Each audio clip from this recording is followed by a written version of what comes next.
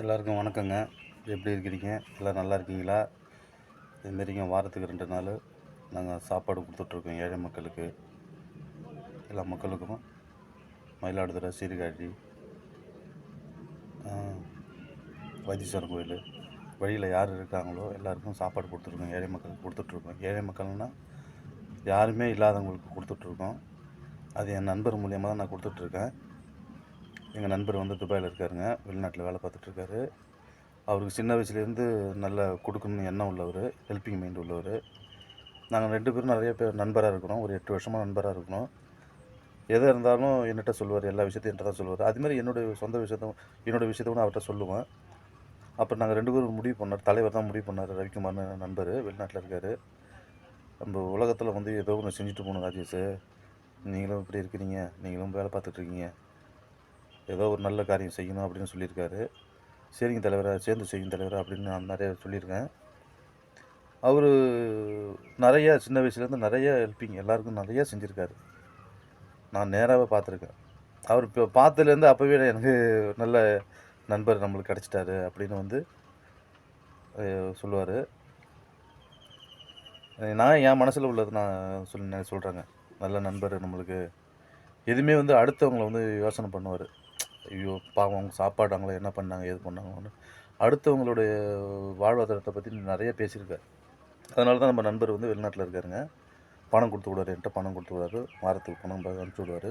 நான் வீட்டில் சமைச்சு சாப்பாடு எடுத்துக்கிட்டு பஸ் ஸ்டாண்டு ஃபுல்லாக போவோம். Mayiladuthurai bus stand, Sirkazhi bus stand நிறைய கொடுத்துருக்கோம். தலைவரை சொல்லி நான் கொடுத்துட்ருக்கேன். யாரும் பசியோடு இருக்கக்கூடாதுங்க. என்னத்தை கொண்டு போகணும்? ஒன்றும் கொண்டு போகிறது கிடையாது.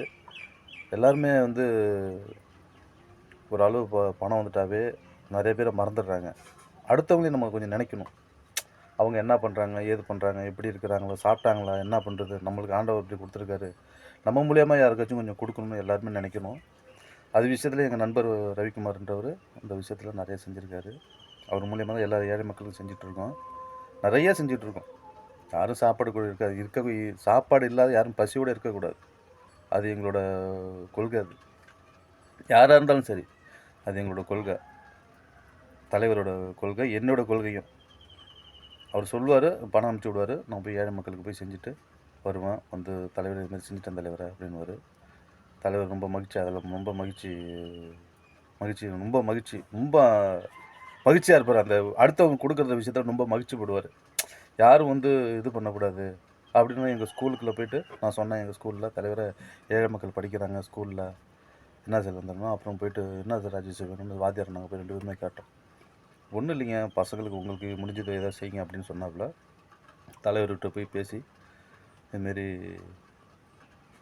தலைவரை நோட்டு புக்கு வாங்கி கொடுத்துருவோம் அப்படின்னு. ஒரு 15 பிள்ளைங்க படிக்குதுங்க. அவங்களுக்கு நோட்டு புக்கு இதெல்லாம் வாங்கி கொடுத்துருக்கோம். நிறைய செஞ்சுருக்குறோம். இனிமேல் நாங்கள் இனிமேல் செய்ய போகிறோம். நிறையா யாரும் பசியோடு இருக்கக்கூடாது அந்த உலகத்தில். பசின்னு தெரிஞ்சுட்டா எல்லாருக்கும் சாப்பாடு தான் உங்களுக்கு. நிறையா இருக்குது. இன்னும் நிறைய செய்ய வேண்டியதாக இருக்குது.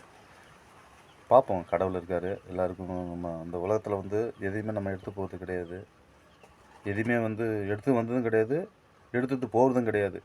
ஒரு நல்ல விஷயத்தை இந்த உலகத்தை நம்ம விட்டுட்டு போவோமே, அந்த இதில் வந்து நானும் எங்கள் நண்பரும் ரொம்ப தெளிவாக இருக்கும். ஏதோ அந்த உலக மக்களுக்கு ஏதோ ஒன்று செஞ்சுட்டு போகணும் அப்படின்னு.